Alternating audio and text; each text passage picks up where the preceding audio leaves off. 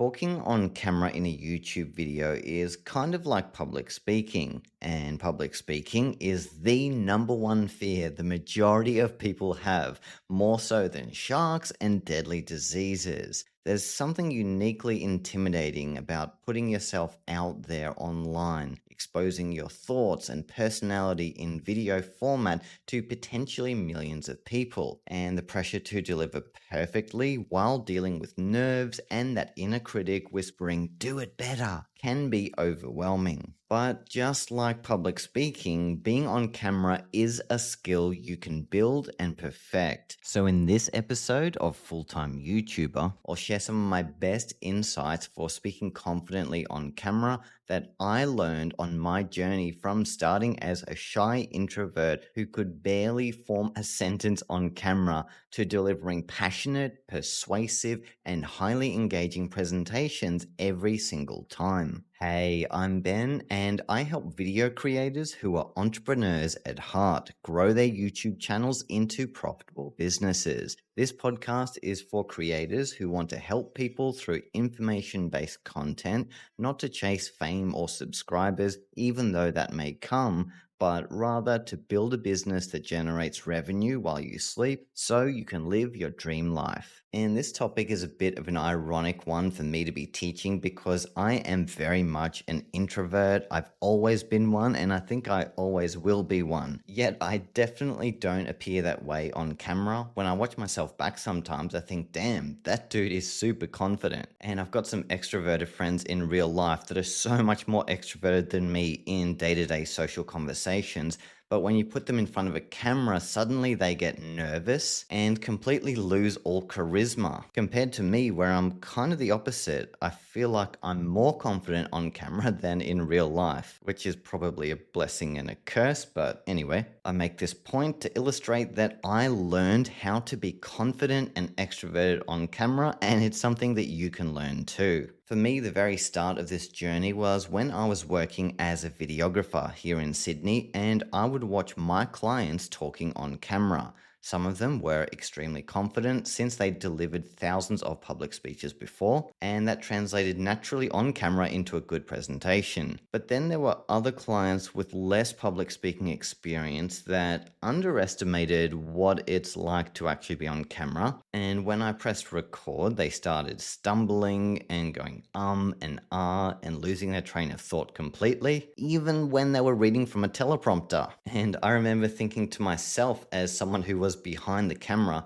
surely it can't be that hard, dude. Just read the teleprompter and say what it says and don't overcomplicate it. So when I then went on to start my own YouTube channel to try and prove this point, and I remember pressing record on my very first YouTube video ever, and suddenly I was the stuttering, mumbling mess that I was convinced I wouldn't be on camera. It must have taken me a full hour to record maybe a 3 or 4 minute video because I did so many retakes and I kept losing my train of thought. So, what causes that? Why do we get on camera anxiety and feel nervous when the camera is rolling? Well, there are a few reasons for this, and the main one I can say beyond a shadow of a doubt is perfectionism. Often you'll make a mistake or say the wrong thing purely because as you're filming, you are constantly self-auditing every single word you say and questioning whether it was good enough. The voices in your head might say, was the first word I used in the sentence good, or could I have made it more impactful? Are people actually interested in this video, or am I making it for no reason? I'm pretty sure I could explain this in a better way, but I just haven't thought of it yet. The questions go on and on and on. And what's going on is you are self-auditing yourself in order to live up to the perfect standards that you had in your head before you started recording the video. And in order to fulfill those perfect standards, you feel the need to analyze it as you go. This takes you completely out of the moment, losing all train of thought and struggling to say even a basic sentence. Another factor at play is we think people might be judging us. These voices sound like this. What if there's one person in the comments that didn't like that last bit I said?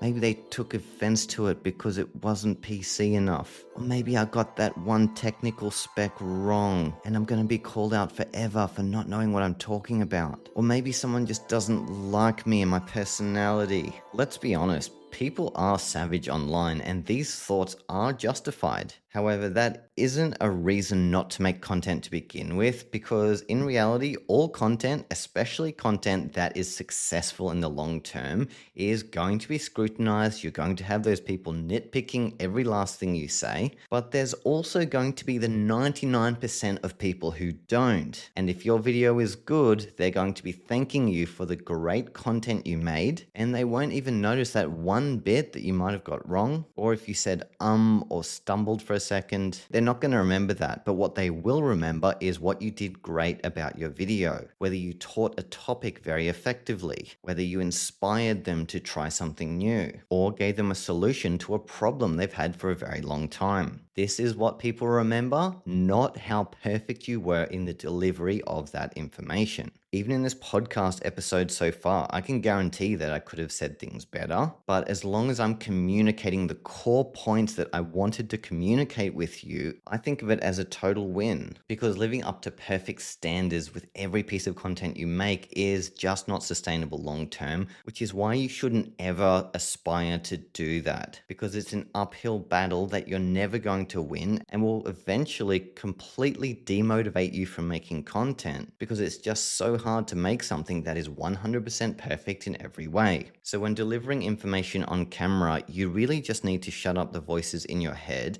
and let yourself deliver the video that you know you wanted to make, and thank yourself later. Because what if this video was the one video you posted that totally exploded your channel? The one video that got you noticed by your dream sponsor, the one video that got your channel monetized, or the one video that helped you find your long-term direction. Well, you're not going to find out any of those things if you don't make the video, and you won't make the video if you keep self-sabotaging and obsessing over every single word being perfect. So if you've ever had this experience of going to make a video and ending up having to do hundreds of takes because you're redoing a line over and over, or you feel like you have to start again from the very start after nearly finishing the video, and a 5-minute video ended up being a several-hour shoot. No judgments, I have done this before myself. What I'd recommend really focusing on next time you make a video is staying fully present in the moment. This means shutting off your brain entirely so it's not constantly self-auditing, and letting your heart pour out of your mouth. I know that sounds really weird, but what I mean by that is let your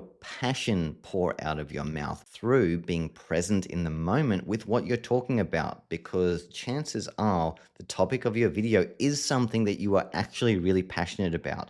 And when you can connect directly with that passion during your presentation, this almost always results in great on-camera delivery, because people love passionate people. There's something about passion and enthusiasm that is addictive. And when you can present that on camera, people will become addicted to you and your channel. They'll subscribe, watch more of your videos, and as a result, your channel is going to grow so fast. So I'd really encourage you to think about being present in the moment and having a conversation almost like you're having a conversation with one of your closest friends or family members. Think about it. Last time you met up with a friend for lunch, were you nervous and saying the same thing over and over 100 times? I'd be willing to bet the answer is no to that one. So what did you do? You relaxed, you had a friendly back and forth with your friend, you told them all of your latest news and heard theirs, and not for 1 second were you in your head self-auditing every word you said. You were just letting the words come out naturally. And as YouTubers, this is the goal, to try and replicate that quote-unquote meeting with a friend mentality while you are in front of a camera. And it is a hard thing to do, but when you can actually understand what's going on inside your brain, you can take more conscious control of it to kind of trick yourself into a really good on-camera performance. And for me, that's been my absolute biggest one, is just letting my passion pour out. It's kind of like when you see someone go on an angry rant, either in a video or in real life. Often when people are angry, they are so articulate and well spoken and communicate their points extremely clearly. They're not nervous, they're not stumbling over their words, and ironically, they're not even in their own heads, even slightly. They are purely just letting their emotion pour out their mouth, and even though it's an angry rant, they are at least communicating effectively, which is a hard thing to do, especially if you just got out of bed, or you're feeling tired, or not fully present with the video you're making. So be passionate. I can't stress this enough. One way you can basically guarantee that you'll be talking passionately is planning in advance. So in advance of every video I make, I'll have a bullet point list of topics that I want to cover,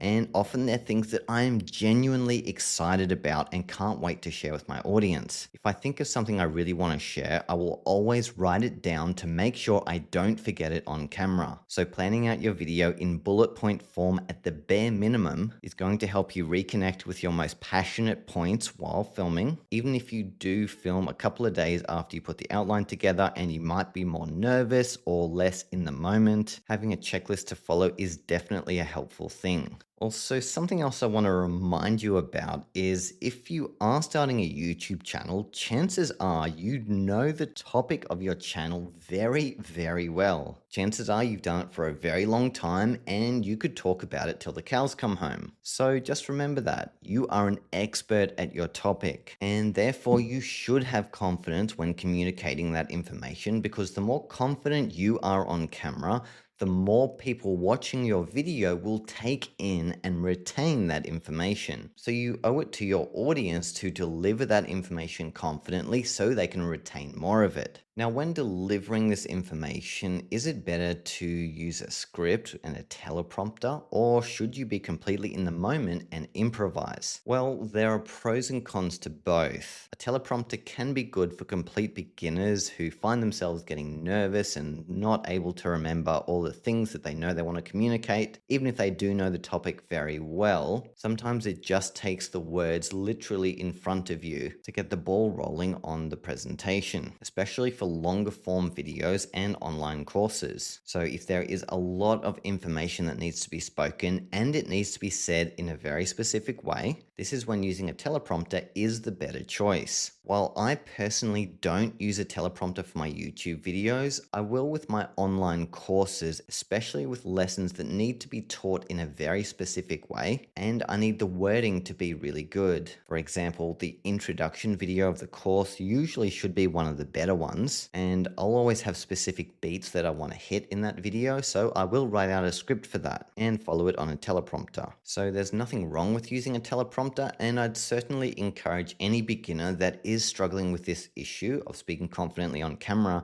to give it a go and see if it makes any difference. Then there's speaking a bit more loosely and off the cuff, which is a more advanced way of making a YouTube video, but it comes with some great benefits that are really hard to achieve with scripted teleprompter videos. For example, speaking off the cuff means you can really get in tune with your passion and use body language, vocal intonation, and a cadence that looks really good on camera and contributes to your audience trusting you a lot more compared to what sometimes can look like a zombie reading from a teleprompter. I'm not saying everyone reading from a teleprompter looks like a zombie, but sometimes you see teleprompter videos and it's just so obviously read from a teleprompter that the video loses all authenticity. And this is one big advantage of not using one, is your videos have an even more authentic feel when you are saying your words slightly imperfectly. Like in this podcast, I'm not following a script. I'm literally making it up as I go from a bullet point overview. And this means I can speak a bit more passionately and use more everyday words that would be the same words I would use if I was having lunch with you. And that kind of personalization connects so much better, in my opinion, than a perfectly scripted video.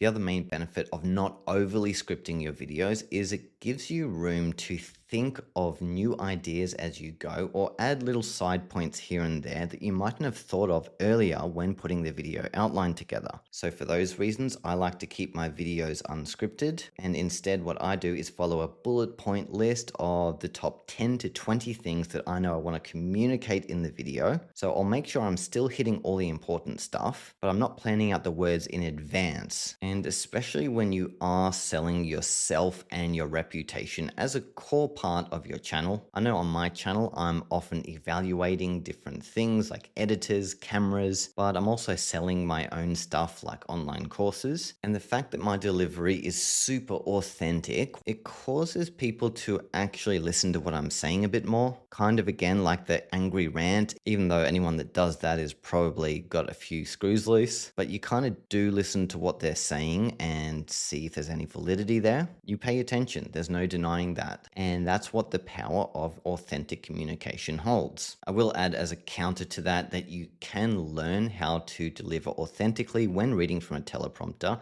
It just requires a lot of repetition and practice. So depending on where you are at on your YouTube journey, from beginner to more experienced, this will usually determine which of these two methods you use to speak on camera, whether it's from a teleprompter or speaking off the cuff. If you're struggling to speak confidently, try both out and see which one you get better results with. Now, I will say, as someone who has been on YouTube for nearly 10 years now, I still make heaps of mistakes in every video. I stumble and I repeat bits over and over because I am using that off the cuff style. Sometimes I will accidentally say something that really doesn't come across well that I probably didn't mean to say. So I will kind of redo things until I am happy. Yes, I can do it a lot quicker than I could at the very start. But one thing that I would encourage you to try, if you also find yourself stumbling over your words and doing 100 takes, is you need to learn how to handle slip-ups and just keep going. For example, if you start saying a word and you kind of mess it up by either leaving too long of a pause or you change what you're saying literally mid-sentence, just keep going. It doesn't matter. People get the gist of what you're saying. But by constantly interrupting yourself, you take yourself out of the moment with every single pause and restart that you make. And the more out of the moment you are, the worse your video is going to be affected by the end. So if you can roll through just one or two mistakes, what that does psychologically is gives you the power of momentum to continue on the same train of thought that you were on, which will help you gain momentum throughout your delivery and make it even better and better as the video goes along. One exercise I would absolutely recommend as a good practice of doing this is trying to make a video in one single take. I know that sounds super scary, but what if you were to make a video that you said to yourself in advance that you weren't going to publish, it's not going to see the light of day, but you're just doing it as an experiment. So let's say your topic is drones. Press record and talk about drones for 5 minutes. Let yourself make mistakes, lose your train of thought, then pick it back up and keep going. Talk about all your favorite drones, all the things you should and shouldn't know about drones. It doesn't matter. No one's going to watch it. I'd be willing to bet by the end of that video, you're going to feel really confident. And it's not until you give yourself this experience that you realize that it's going to be okay if you stumble a little bit or you change your train of thought. It's human nature, but again, it's the value you deliver in your videos that people remember, not those tiny micro mistakes that you way overinflate in your head as being actual mistakes. Another practical exercise to help you build confidence on camera, and this is something I do before every one of my videos, and that is getting in a peak state. What do I mean by this? Getting in a state that helps you be more animated and confident, kind of like if you're at a rock concert. And the way I do this is so simple. What I'll do is I'll open up Apple Music and put on a song that I'm really feeling in the mood for, whether it's metal or hip hop, no judgments. Whichever song I've got in my head that I know is going to really pump me up and put me in a good mood, I will put that thing on and I'll play it at maximum volume and sing along as loud as I can. I'll shake my head up and down like I've actually got hair and I'm headbanging. I do have hair, by the way, at least mostly. But I put myself in this peak state from this song that is whatever I feel like at the time. And then immediately after I finish this song, I'll press record. Then when I start the video, suddenly I've just got this rush of energy and enthusiasm that I didn't have before. It's so interesting because sometimes I will film the opening of a video and forget to do this. And then I'll go back and do it. I'll play the song, I'll get in a peak state, and then I'll do the intro again. Then watching them side by side, it's amazing to see the difference and how much more confident and enthusiastic I am in the second one, purely because I made the effort to pump myself up and get into a great state. And this should translate to the rest of your video if you can stay in that passionate and energetic state. So I'd encourage you to try something like this before you make your next video. Play whichever song is going to get you in a great mood. No judgment, it can be anything, and use that to pump up your energy. Now, I could go higher level in this episode and talk about vocal tonality and variety, pitch, pace, and so on, but I just think that's a little bit advanced, at least for now, especially compared to all the things I talked about, like not trying to be perfect, being present in the moment, knowing your topic intimately, rolling through your mistakes, and getting yourself in a great state before filming. So I'm going to leave it at that. I will say that, like I said at the start, everything takes practice. No one is an amazing YouTuber and can deliver confidently on camera on their very first go. Even the best of the best only got there after hundreds of videos. So keep practicing and get just a little bit better every time, because the more you do it, the better you're going to get at it, and eventually it's going to become a non-issue because you've got it so well handled that you don't even think about it when you press record. That's what I want for you, so go out there and start practicing. If you're enjoying the Creator's Journey podcast so far, I would love it if you could leave me a rating and maybe a little comment underneath about what you enjoy about it, which would help me greatly and mean this podcast can get heard by a lot more people. At least I think that's how it works anyway. So if you can leave me a rating in whichever app you're listening to me in, that would be very much appreciated. That's it for this episode. I wish you all the very best of luck, and hey, don't forget, you're just one video away.